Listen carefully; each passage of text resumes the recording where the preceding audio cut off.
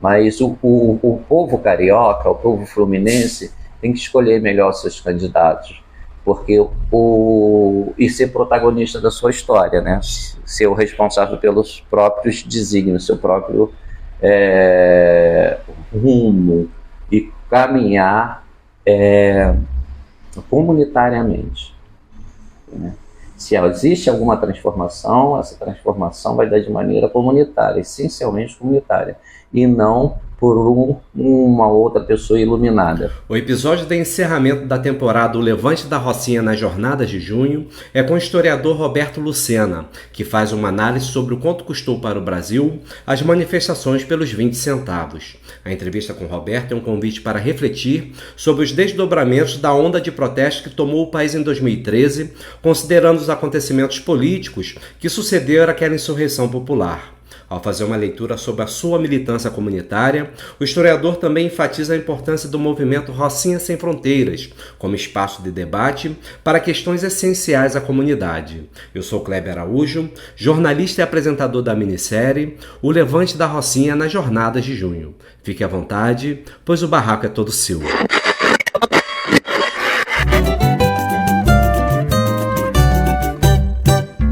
A favela, como você nunca ouviu. Quando eu falo barraco adentro, eu trago essa questão da relação também com a favela. Acho que a gente apresentar o que é a favela, né, qual favela que a gente vive, como que a gente se relaciona. Então eu começo sempre perguntando pela origem da pessoa, da família dela, né, entender quem compõe essa comunidade, né? E achei bem legal naquele encontro lá do Rocinha Sem Fronteiras, comemorando 100 anos da Rocinha. Você falou que não é cria da Rocinha, o pessoal ficou meio assustado. Como assim, Roberto? Você não é cria?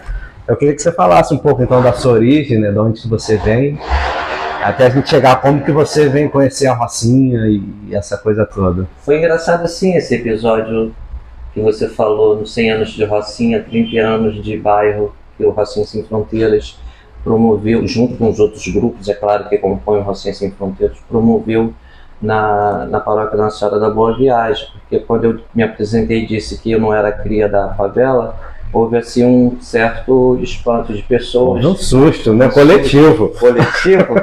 Eu não reparei. E aí, quando termina algumas rodas de conversa promovida pelo Rocinha Sem Fronteiras, as pessoas me chamam e falam: caramba, olha, você se integra tanto à Rocinha, que eu achava que você era cria daqui.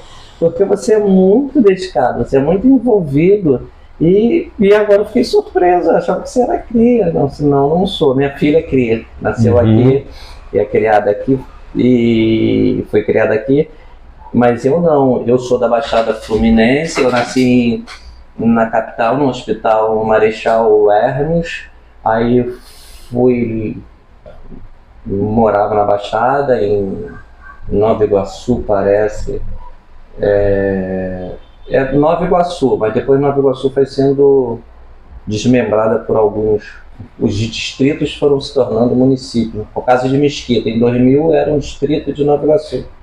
Aí passou a ser município. Belfor Roxo, em 1988, me parece, era distrito de Nova Iguaçu, passa a ser município.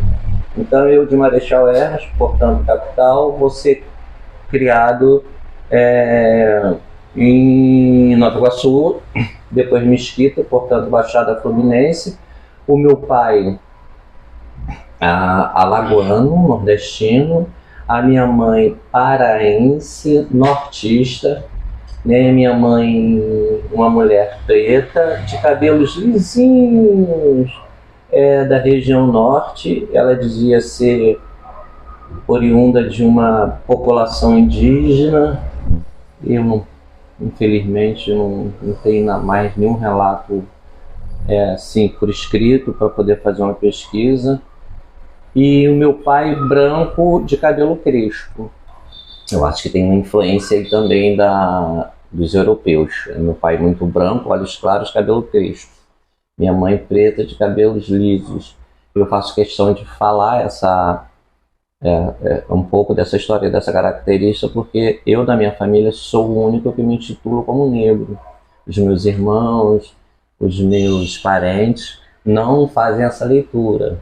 né, um recorte de etnia, raça, cultura, fenótipo e resistência, sobretudo resistência numa sociedade desigual igual a nossa. Eu me criei na Baixada Fluminense, Nova Iguaçu, Mesquita, e venho para cá em 1997. Eu trabalhava como vendedor de um frigorífico e a gente tinha áreas para trabalhar.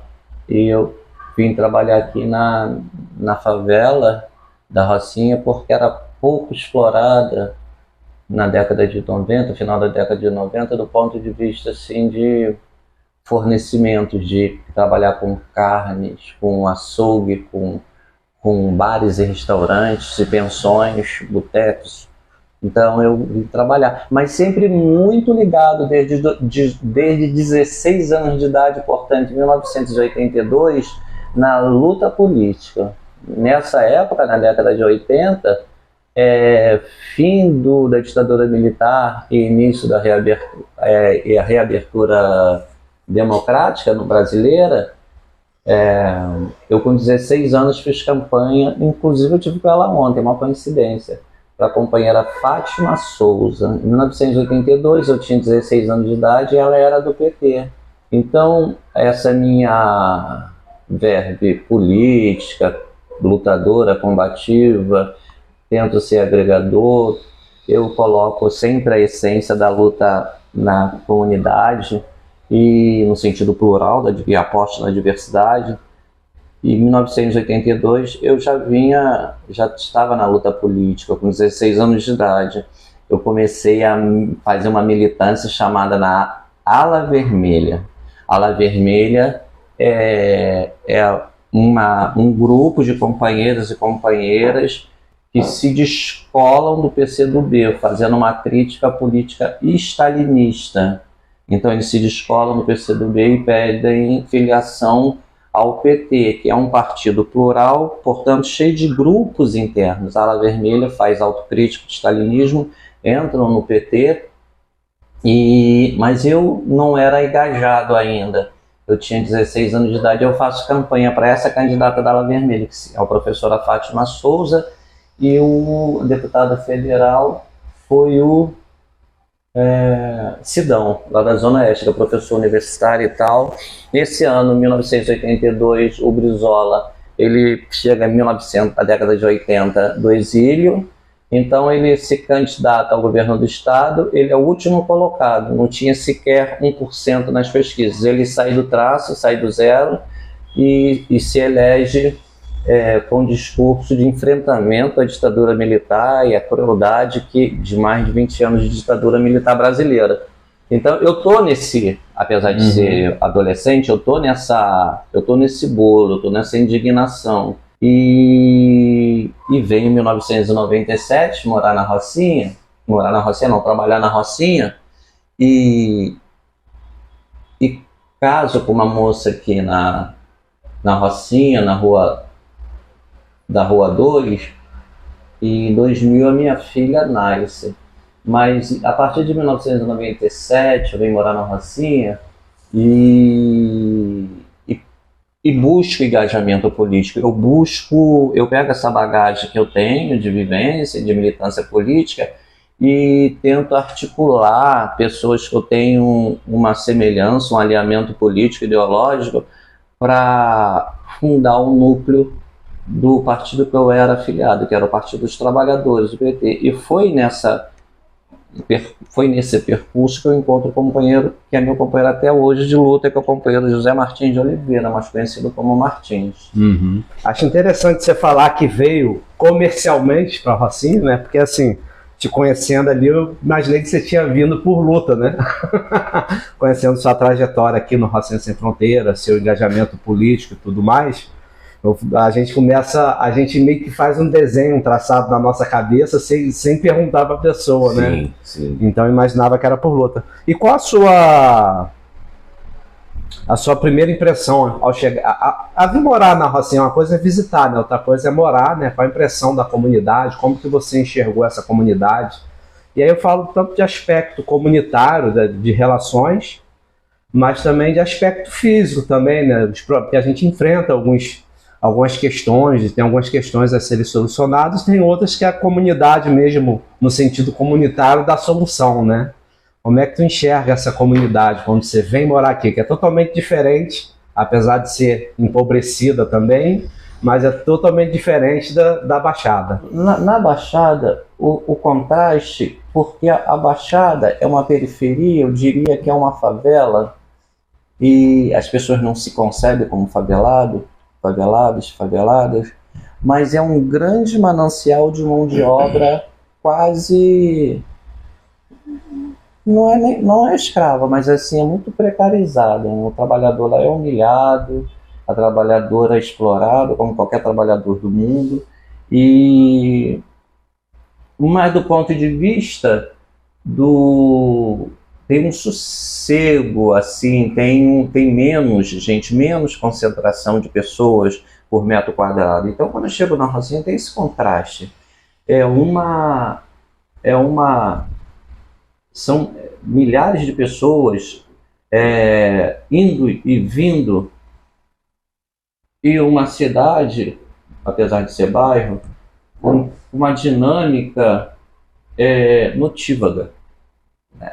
Na Baixada, em Santa Elias principalmente, que é um bairro pobre de Mesquita, deu 8 horas, 20, 21 horas, onde os trabalhadores estão chegando do centro da cidade, zona sul do Rio de Janeiro, passa no bar, toma uma e vai para casa descansar, porque tem que acordar 4 horas da manhã para pegar o trem. Então é mais sossegado. A Rocinha, esse contraste era muita gente, né? Tem cada vez mais gente, cada vez mais vida noturna. Mas esse foi um contraste. Aí, assim, para completar o meu raciocínio, tem um amigo, que até hoje é meu amigo, que é um militante de esquerda, também comunista, chamado Everson Cláudio. Ele falou isso há 30 anos atrás e eu memorizei. Comunista que é comunista, o comunista ele mobiliza os trabalhadores e trabalhadoras, mobiliza as pessoas, organiza. Eu não sei de onde ele refletiu, mas não sei se ele se apropriou de algum pensador comunista, socialista, e eu coloquei isso na minha cabeça e faço da minha vida essa mobilidade, né? Porque eu entendo que nós favelados, quando o Brasil tinha um governo do Império, portanto Pedro II, e passa a ser república, quem recebeu o asfalto recebeu cidadania, foi concedido para ele cidadania, porque antes era império, você não era cidadão, era um súdito. O povo trabalhador, o povo brasileiro, agora muda o sistema de governo, você passa a ser cidadão, mas só quem tinha pele branca e tinha algum poder, alguma relação de poder, algum dinheiro guardado, passa a receber a benesses da cidadania. E nós favelados, eu comecei a ver que a gente tinha que lutar de uma maneira organizada, essencialmente comunitária, para receber essa cidadania. Aí, encontrando o Martins, a gente pensa, ele era do PT, eu era do PT, ele continua sendo, e a gente, final da década de 90, a gente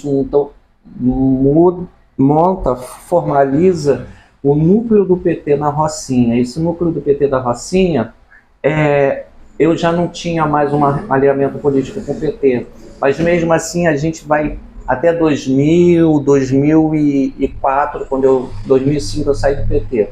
O Martins continua, mas até ali a gente discute a Rocinha pela ótica do PT.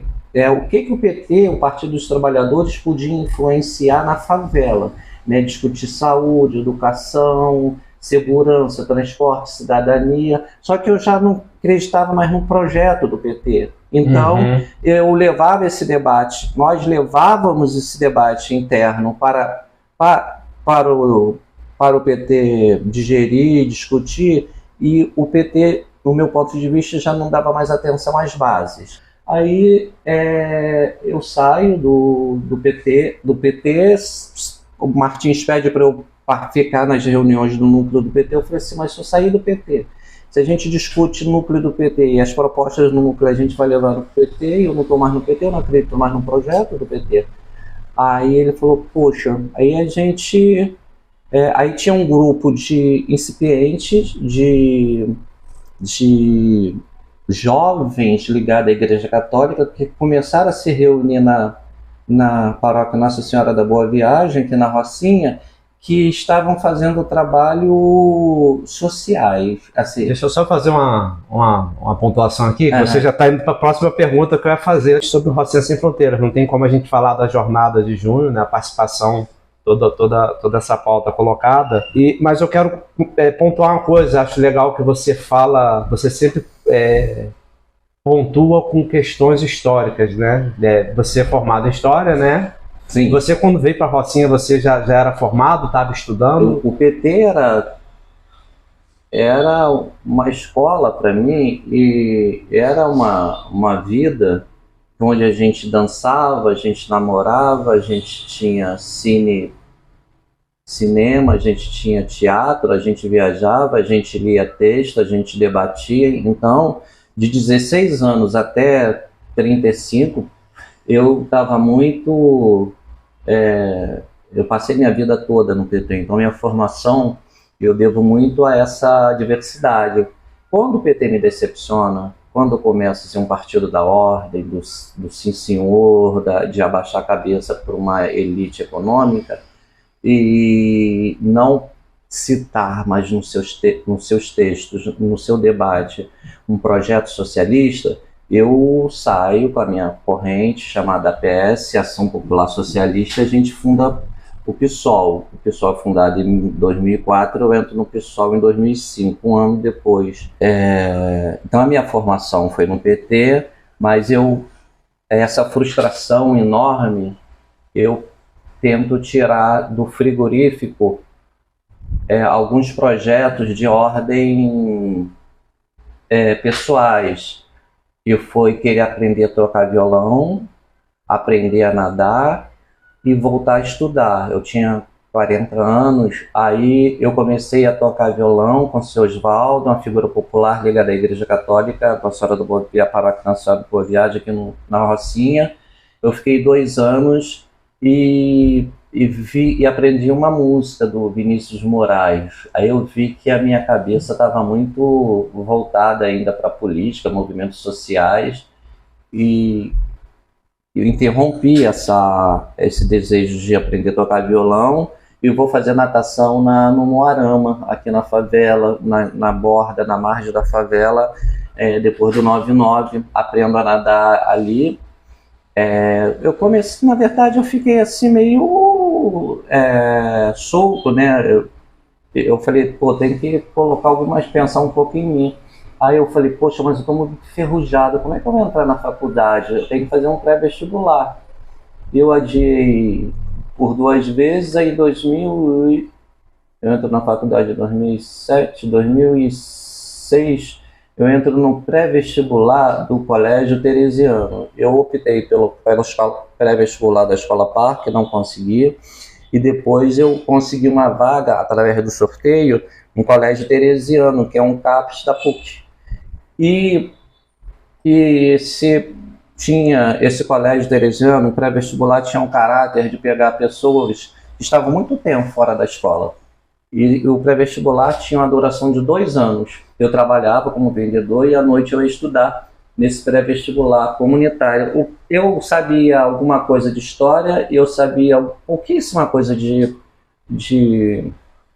geografia, e eu era um desastre absoluto em exatas. Passava assim, admirava as ciências biológicas, e como tinha que estudar 2 anos para eu ter chance de disputar um vestibular, que ao meu ver é excludente, eu falei, poxa, aí surgiu na PUC até hoje tem um pré-vestibular da primavera, que é no meio do ano. Eu falei, por que não fazer? Vou tentar. Aí eu fui, o pré-vestibular entrou em recesso, onde eu estudava, esse chamado pré-vestibular êxito, um colégio teresiano. Aí eu eu estudei, sabia um pouco de humanas, tentei o vestibular, passei, comuniquei à secretaria, a secretaria garantiu a minha bolsa, eu paguei a inscrição e a secretaria e ao Colégio Teresiano, que é o colégio de aplicação da PUC Rio, garantiu a bolsa até o fim da minha graduação. Eu estudei 0800, conforme a gente fala, da periferia da favela, e ainda fiz um curso de adição em África, cultura africana. Então fiquei uns 6, 7 anos na PUC. Concluí a graduação e depois fui dar aula no Colégio Pedro II, passei no concurso com professor substituto. Depois fui dar aula, meu sonho de pobre e revolucionário, sobretudo, é dar aula numa favela. Meu sonho era dar aula na Rocinha, porque eu queria dialogar com os meus pares, com meus companheiros e companheiras que não têm condições de pagar um pré-vestibular, e eu queria ajudar. Aí eu não consegui no pré-vestibular que ficava em cima do Comunitário da Rocinha, da Rocinha, PVCR. Não consegui já tinha terminado no Socrio, e não consegui também no Negro, aqui em Rinaldo Delamare, não consegui num projeto pré-vestibular no Vidigal. Aí não consegui na Ilha do Governador, fui conseguir na favela do Acari, um projeto estimulado pelas Ciências e Tecnologias da UFRJ. E eu fui dar aula no Acari. Em 2019 eu dei aula lá no início da pandemia, explode em 2020, mas em 2019 eu dei aula lá em um ano. Em 2020 eu passo para o mestrado. Eu fui investigar, fui também pesquisar Quilombo, Sacopã. Então é isso, eu pego o meu ímpeto de militante, mais no sentido de querer um Brasil mais igual, e pego a teoria que eu aprendi na faculdade e começo a falar coisas assim com mais robustez, com mais alicerce, com mais garantia de ter mais persuasão naquilo que eu estava debatendo, né? Então eu vou voltar para então é isso. Aí 2005 eu saí do PT em 2004, 2005, portanto eu saí do núcleo do PT aqui na Rocinha. Em 2005 a gente decide fundar o Rocinha Sem Fronteiras, porque a gente não tinha um nome, a gente tinha pessoas que estavam dispersas desse núcleo do PT. Porque aqui na Rocinha as pessoas, graças a alguns grupos, se mantêm organizados. Eu conheço poucas as favelas que têm esse ímpeto que tem a Rocinha de manter organizado, e isso é o meu mote, é isso que eu acredito. Então o Rocinha, sim, o núcleo que foi dissolvido do Rocinha, que estava disperso, se junta com um grupo de jovens que eram católicos, que faziam um serviço social, sobretudo de entrega de cesta básica na igreja, e a gente se reúne. Esses dois grupos se reúnem. O do grupo do núcleo do PT era uma média de idade de 50 anos. Eu tinha 40, o Martins tinha 60, o Marcos Dourado, que é morador da Gávea, é um intelectual, engenheiro civil. Ele tinha sido perseguido na ditadura militar e ele perdeu o emprego, e ele foi se abrigar, foi se teve um alto exílio, se movimentou para isso na Itália. Tinha o Firmino, que hoje tem muito mais visibilidade no Museu Sankofa. Tinha o Augusto, que era ligado à TV Tagarela, e a companheira dele, me fugiu o nome, mãe da filha dele, Cristiane. Tinha o Lau, que era um açougueiro. Tinha o Gustavo, que trabalha na empresa Oi. Tinha a falecida Cristina Martins, que é companheira do Firmino. tinha a Aline, tinha a Cleonice, esse era o núcleo do PT. E tinha 2 companheiros também da favela Parque da Cidade, que era o Vicente e um outro Luiz Carlos parece. Então o núcleo do PT que estava em processo de dispersão se une a esse grupo e na igreja de Nossa Senhora da Boa Viagem, porque o núcleo do PT se reunia lá, e esse grupo de jovens com idade de 20 anos se desponta lá. Então esse grupo se funde e lá a gente escolhe o nome. Qual seria esse nome? Aí eu lembro de um jovem, muito jovem, branquinho, que fala o seguinte: Rocinha Sem Fronteiras. Foi acachapante. Ninguém contestou. Ele grudou. E eu achava que esse jovem, ele era um músico da escola de música chamado Robson.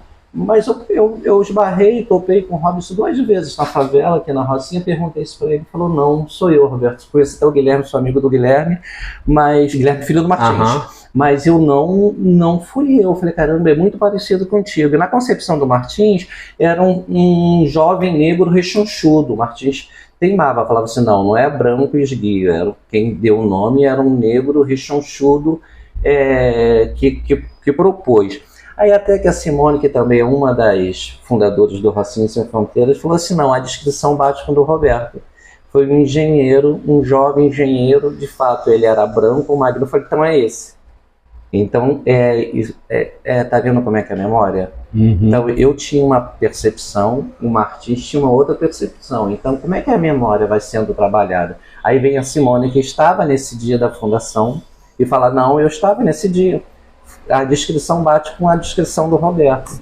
Então, ali se funda o Rocinha Sem Fronteiras, a gente já se reunia lá, na Paróquia da Boa Viagem, a gente começa a trabalhar com esse nome, com o Rocinha Sem Fronteiras, que foi muito bem acolhido, de uma maneira consensual, e a gente avança nas pautas que a gente avançava no PT, só que agora não tem mais um recorte político, partidário.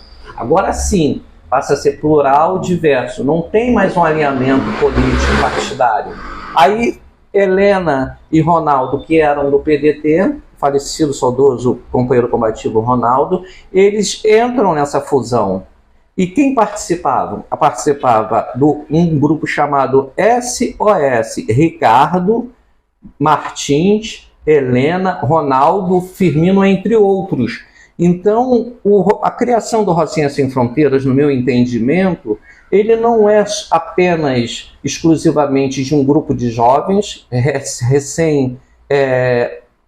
chegado na militância política, um grupo de pessoas experientes, inclusive procurado político na ditadura militar, que é o caso do companheiro Marcos Dourado, e o Martins também foi procurado na ditadura militar enquanto referência na localidade da Rocinha. Então, eram homens de 60 anos, e com um jovem chegando, e uma rapaziada que depois que fundiu Rocinha Sem Fronteiras, do SOS, resolveram embarcar, resolveram integrar-se a esse grupo, que era por algo que sobrevive até hoje.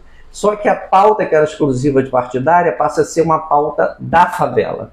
Então a gente discute, sobretudo, a questão da favela, a cultura, a economia, a política, mas o nosso eixo é o saneamento básico, por entender que o saneamento básico ele conecta tudo isso. A educação, a saúde, o deslocamento urbano, o transporte, sobretudo a saúde, a educação. De certa forma, nunca foge do saneamento, está tudo ali, né, concentrado, né? Não, é uma coisa doida. Eu quero, inclusive, estudar mais sobre saneamento básico, porque você é pai de uma filha, né? Eu também sou pai de uma filha. Minha filha estudou, ela foi criada no Colégio Pedro II. E eu comecei a ver no Colégio Pedro II que a minha filha, ela saiu de lá, completou o ensino médio lá, passou toda a juventude dela no Colégio Pedro II, que ela era chamada para fazer trabalhinhos escolares em Botafogo, em Ipanema e na casa das colegas, sobretudo em Botafogo, portanto, nesses espaços onde tem asfalto, mas as colegas não vinham para cá, porque os pais não deixavam, não vinham para a favela. Então eu vi aí uma relação social de discriminação, sobretudo pelo aspecto da segurança, porque aqui tem um poder local e os pais ficavam muito seguros de demandarem as suas filhas, os seus filhos, crianças com 12 anos, com 7, 8 anos de idade, fazer trabalhinho escolar aqui na favela, porque o aspecto da segurança deixava os pais que estavam trabalhando inseguros. Mas depois eu comecei a ver que não era só isso, porque com a falta de saneamento básico, muitos lugares, muitos, quase no seu predominante na Rocinha, quando você toca a descarga sanitária,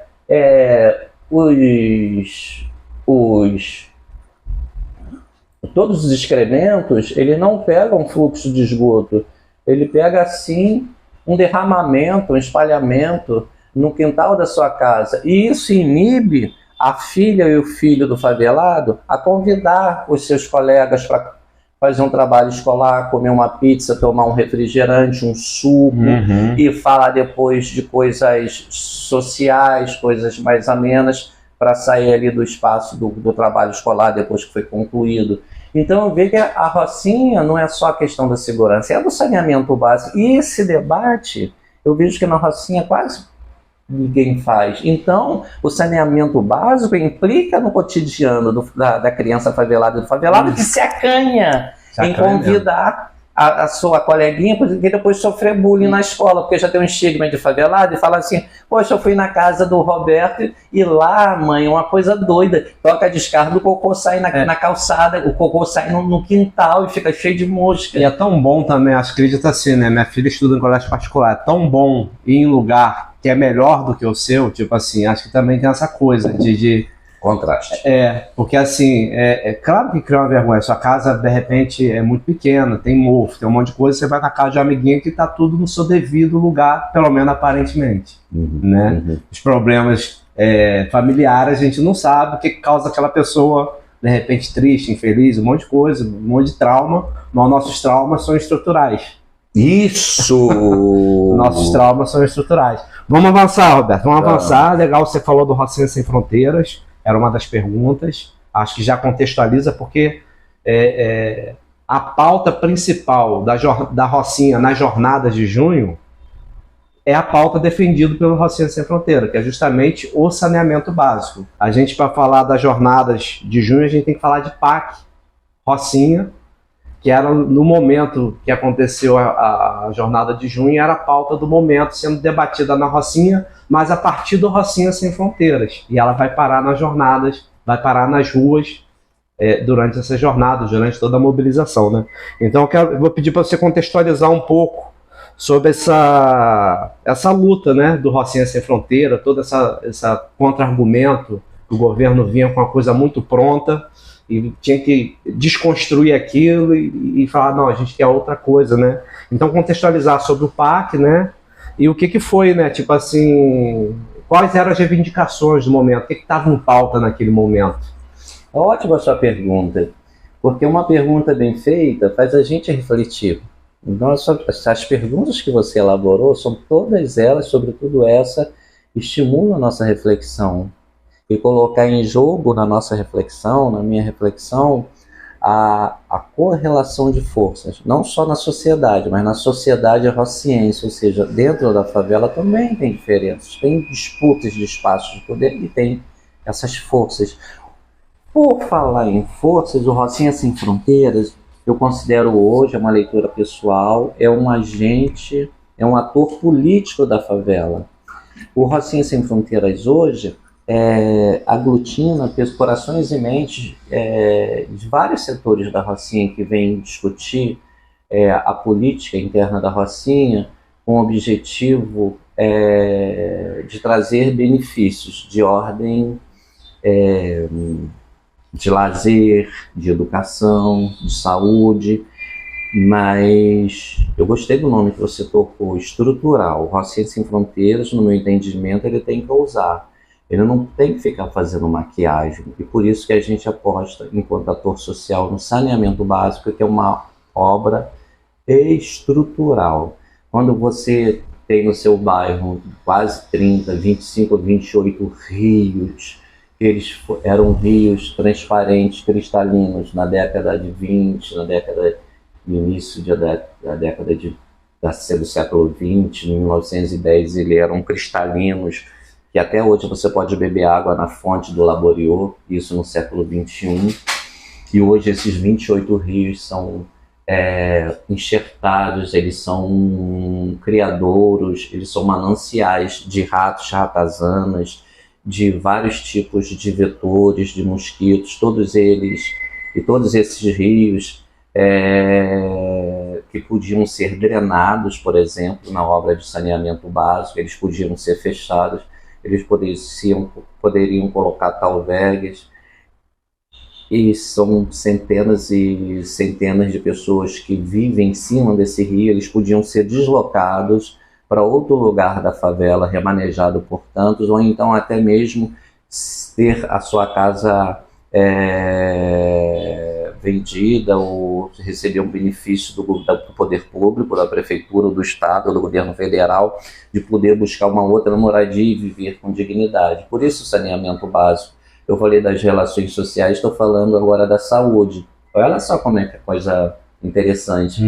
O seu pai, meu pai, que morreu com 65 anos de idade, era motorista de ônibus, ajudou a criar 4 filhos com a minha mãe, passou uma vida muito dura, se matando num ônibus coletivo, ônibus que circula no meio urbano, com cadeira que destruía a coluna, com estresse e as ameaças que sofria. Ele morreu com 65 anos de idade, em um espaço na Baixada Fluminense que não tem saneamento básico.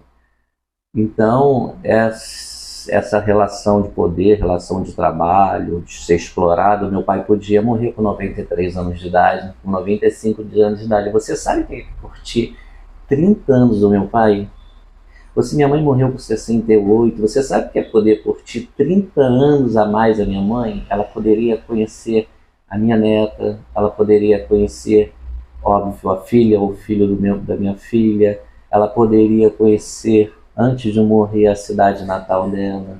Meu pai podia voltar em Alagoas. Isso tudo foi ceifado, isso tudo foi destruído, sobretudo pela falta de saneamento básico, porque ao invés de você viver até 90 anos de idade, a sua previsão de vida ela é diminuída abruptamente, porque você passa a conviver com várias parasitas dentro de si.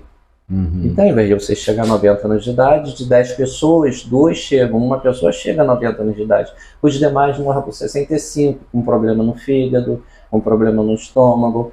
E esse é o aspecto mais pragmático de saúde. Mas eu também posso te dizer que a minha filha, vivendo na Rocinha e convivendo com esses 28 rios abertos de águas putrificadas, portanto cheios de roedores e parasitas, vetores, com bastante lixo dentro dos rios, isso também implica uma desigualdade social, porque nesse caso a minha filha teria menos chance de passar para medicina, para engenharia, para história, para geografia, para jornalismo, que uma filha de uma família que mora no Leblon, que mora no Maitá, que mora em Botafogo, que mora em Ipanema, em Copacabana, no asfalto. Esses bairros também têm favela.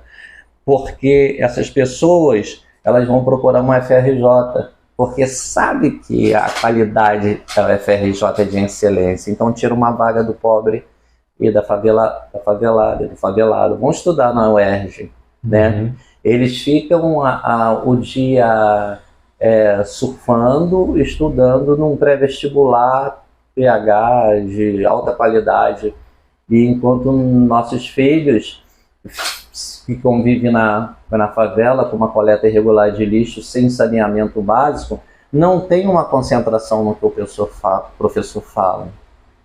Não tem a mesma concentração que um filho de rico tem, porque o filho de rico leva uma vida saudável no asfalto, e os nossos filhos e filhas não levam uma vida saudável na favela. Então a chance do filho do rico ingressar numa faculdade de excelência é muito maior do que a nossa, social e economicamente, culturalmente e de saúde também.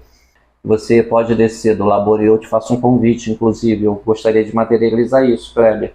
Eu descer contigo do Laboriô até, é um desafio, inclusive, que eu faço para o meu amigo Kleber Araújo, de descer da parte alta da Rocinha, que é o Laboriô, até a parte baixa, que é o coração da Rocinha, na Via Ápia, no Largo do Boiadeiro, e contar quantas caixas coletoras que eles têm fixada no poste. Né? Eu gostaria que você quisesse participar desse desafio. Eu não vi nenhuma. Há cerca de 10 anos eu vi uma. O Michel outro dia falou disso no encontro, né? Que tinha uma, não sei se ainda tem, tinha uma em frente ao posto de saúde lá em cima. Isso. Então, depois descendo, nem pagava e nem pra cá tem. A gente vai tomar uma cerveja no Laboriô, um desafio, a gente vai sair com uma latinha na mão, ou então com um long neck, e a gente vai ver onde nós vamos descartar isso. Uma pilha de rádio, uma bateria, um plástico, um timba de cigarro não, que a gente não é fumante, mas um palito de picolé, um revestimento de picolé, um plástico de picolé, não tem onde jogar na Rocinha. São mais de 100 mil moradores, uma densidade extraordinária, e não tem caixa coletora de lixo. Se você descer, atravessar para São Conrado, você vai ver várias, eu estou falando menos de 50 metros, menos de 100 metros, várias caixas coletoras em São Conrado, nosso bairro vizinho, várias caixas coletoras na Marquês de São Vicente, portanto, no bairro da Gávea, em Ipanema, inúmeras em Leblon, na Visconde de Pirajá, em Ipanema, na Taúfo de Paiva, no Leblon. Então, quer dizer, hoje a Rocinha, ela é ilhada, nos interessa para a burguesia, para a classe dominante, a nossa força de trabalho, mas eles nos veem, essa classe dominante, como incivilizados.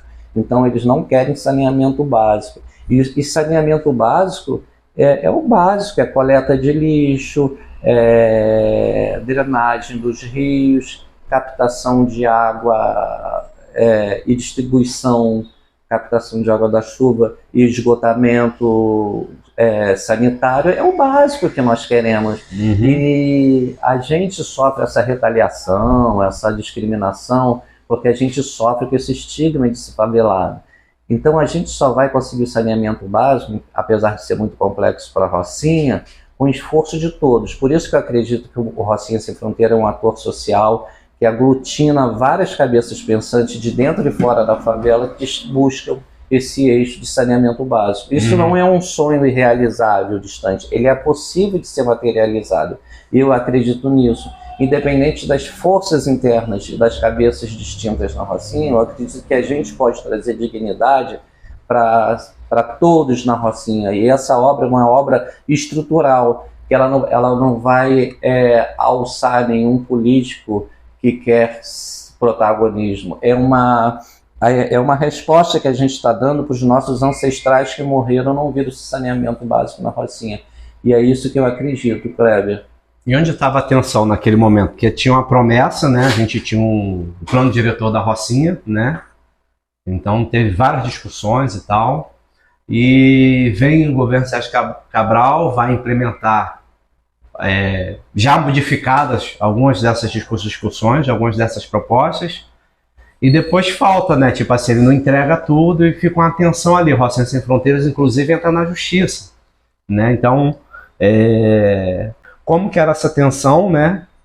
E quais as alternativas viáveis, né? O que faltava o governo fazer e o que a população estava exigindo, né? Nessas discussões, principalmente através do Rocinha Sem Fronteiras. É importante, volto a parabenizar essa sua reflexão, essa formulação da sua pergunta, que você coloca os atores em jogo. E esses atores, eles estão entrando em conflito. Em 2013 nós temos uma novidade no Brasil, que não é bem novidade assim, mas pelo menos para essa geração. 2013 desponta aí as jornadas de junho, que são pessoas com o seguinte mote: você não me representa, esse político não me representa. Imediatamente a gente vê um protagonismo das massas, e a esquerda, ela é pega de surpresa, porque a esquerda, quando vê as massas na rua, se anima, fala: é revolução, vamos canalizar, organizar toda essa emoção, toda essa pauta e vamos eleger os nossos, tinha pessoas que vamos destruir o Estado, construir um Estado configurado por trabalhadores e trabalhadoras e colocar o trabalhador no poder, a hora é essa. Só que não, ali estava, segundo eu, Roberto, ali estava emergindo o fascismo. Ali estava emergindo, depois de muito tempo, a extrema-direita no Brasil. Então tem essa nova modalidade. Em 2013, tem essa pauta do saneamento básico. Nós fizemos nós, Rocinha Sem Fronteiras, que é uma rede de confraternização que aglutina vários grupos, fizemos uma atividade de rua na Rocinha, na favela da Rocinha, onde, por ideia, proposta do Ricardo, que era presidente da Associação de Moradores do Aburiô, ele arrumou uma caveira, uma caveirinha, osso mesmo, montada, e botou Sentado na cadeira de praia, na né? cadeira de praia, lá no coração da Rocinha, na saída da favela, e nós fizemos ali uma manifestação que a Rocinha quer saneamento básico. Esse indivíduo, essa caveira, está esperando saneamento básico na Rocinha, já virou um defunto, virou osso, e até agora saneamento básico não chegou. Naquele contexto, a Associação de Moradores, que era chamada dos Amarelinhos, queriam, e outros companheiros também, referências comunitárias, populares, portanto, que se apregam ser de esquerda, queriam... Defendiam a proposta do governo, teleférico, né? A proposta do governo, teleférico. Então teve essa disputa, saneamento básico contra teleférico. Conforme o Rocinha Sem Fronteiras denunciou, debateu, antecipou, era uma denúncia de obras apoteóticas, faraônicas e de grande expressão, mas para o governo não atingia um problema estrutural da favela, que era o saneamento básico. A mídia, isso foi capturado pela mídia, exposto para fora da favela e, lamentavelmente, nós não conseguimos o saneamento básico. A favela da Rocinha perdeu essa oportunidade de iniciar as obras de saneamento básico. Então, nas jornadas de julho, foi interessante que você, através das redes sociais, principalmente do Facebook, fazia uma chamada às 5 horas da tarde, no centro da cidade, né, esquina Rio Branco com o presidente Vargas, e juntava 1.000 pessoas. Você colocava no Facebook, você, Kleber Araújo, hoje a partir das 18 horas, e você dava poucas informações. Às 18 horas haverá uma manifestação na Candelária, esquina Rio Branco com a presidente Vargas, onde nós protestaremos contra o transporte. Você conseguia aglutinar 20, 30 mil, 50 mil pessoas e fazer uma passeata.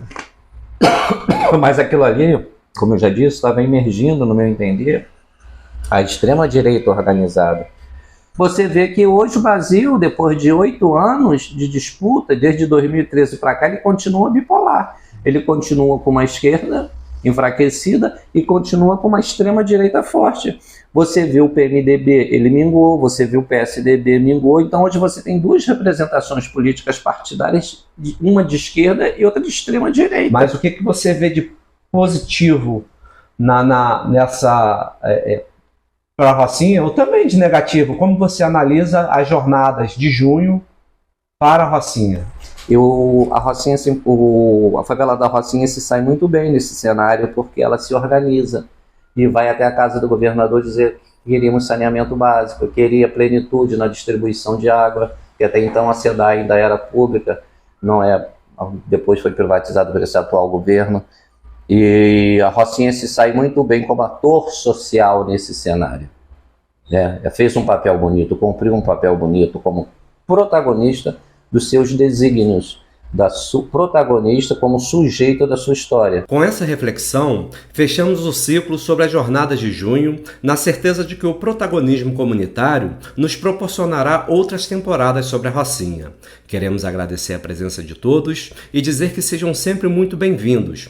Vamos encerrar essa entrevista com um quadro da Minha Janela, em que o nosso convidado apresenta algum aspecto positivo da comunidade. Até breve. Da Minha Janela. Da minha janela.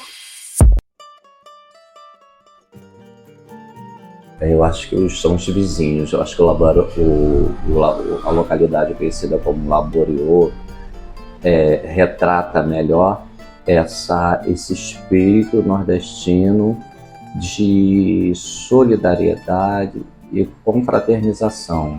Eu ainda considero que ali, em vários lugares da Rocinha também, o capital que está em jogo é o da solidariedade. Eu te dou um pedaço de bolo, você me dá uma xícara de café, né?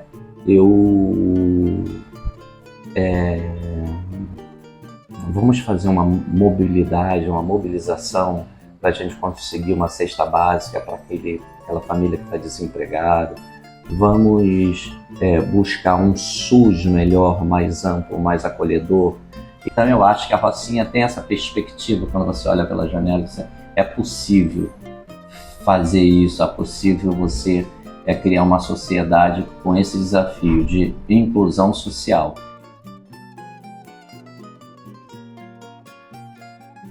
Este episódio é uma realização independente do Barraco Adentro, com a proposta de revisitar os acontecimentos que marcaram a participação da Rocinha nas jornadas de junho após 10 anos desse fato histórico. Direção: Kleber Araújo. Produção: Robson Melo. Argumento e pesquisa: Carla Martins. Música usada na vinheta de abertura Em Cima da Linha do grupo Chorando à Toa da Escola de Música da Rocinha. Também é do grupo Chorando à Toa a música Solitário, usada como base para o quadro da Minha Janela e também nos créditos.